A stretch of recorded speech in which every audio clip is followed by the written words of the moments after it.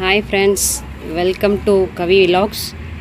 இன்றைக்கி நம்ம என்ன பார்க்க போகிறோம் அப்படின்னா, ரோஸ் செடிக்கு என்னென்ன நம்ம உரம் போடுறோம் அப்படின்றத பற்றி பார்க்க போகிறோம். இதில் ஃபஸ்ட்டு நான் போடுறது இது என்னென்னா, நம்ம டீ தூள் இருக்கு இல்லையா, டெய்லி யூஸ் பண்ணுற டீ தூளை நான் என்ன பண்ணுவேன்னா, அதை எடுத்துக்குவேன். அப்படியே அதை வடிகட்டி அதை அப்படியே வச்சுருக்கேன் நான். இந்த இதில் அடுத்து பாருங்கள், நெக்ஸ்ட்டு இது வாழைப்பழத்தோல், வேஸ்ட்டாக இருக்க வாழைப்பழத்தோலை என்ன பண்ணலாம், நம்ம செடிக்கு போடலாம். அடுத்ததாக பார்க்க போகிறது இது அரிசி களைஞ்ச தண்ணி.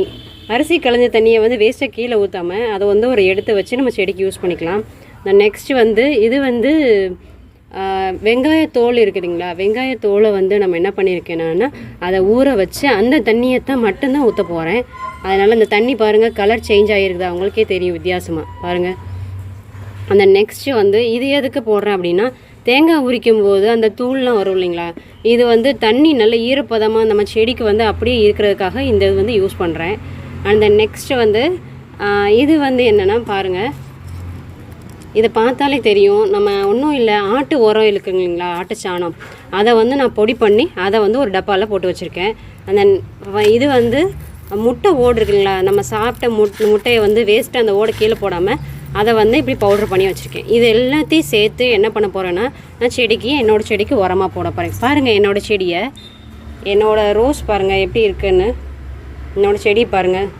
அதே போல் முக்கியமானது ஒன்று என்னென்னா, நம்ம ஒரு ரோஸ் பூத்துருச்சு அப்படின்னா அதை கட் பண்ணி விட்டுட்டு அந்த இடத்துல லைட்டாக கத்தலை பிடுங்கி, இந்த இருக்க பாருங்கள் கத்தலை வச்சுருக்கேன், இதை பிடுங்கி இந்த மாதிரி வச்சுட்டிங்க அப்படின்னா, இதில் என்ன பண்ணோம்னா சைடில் புது புது கிளைகளாக உருவாகும். இந்த பாருங்கள் நான் வச்சுருக்கேன், தெரியுதுங்களா, இந்த இதை வச்சுருக்கேன். அந்த கத்தாழையில் ஒரு சத்தெல்லாம் செடி எடுத்துகிட்டு நம்மளுக்கு புது புது கிளைகளாக புது புது இலை எல்லாமே உருவாகும்.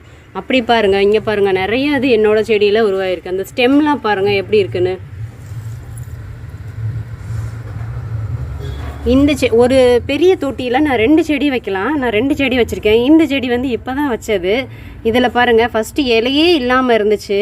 நான் பாருங்கள் இந்த கத்தாழை பிடுங்கி வச்சதும் நிறைய புது புது இலைகளாக உருவாகி, இங்கே பாருங்கள் ரோஸ் மொட்டை வந்திருக்கு பாருங்கள், தெரியுதுங்களா, குட்டியாக ரோஸ் மொட்டை வந்திருக்கு பாருங்கள். இது நான் வச்சு ஒரு 10 டேஸ் கூட இல்லை, இந்த கத்தாழை வச்சுருக்கேன். நான் சொன்ன உரம் எல்லாத்தையும் அப்படியே போட்டிருக்கேன்.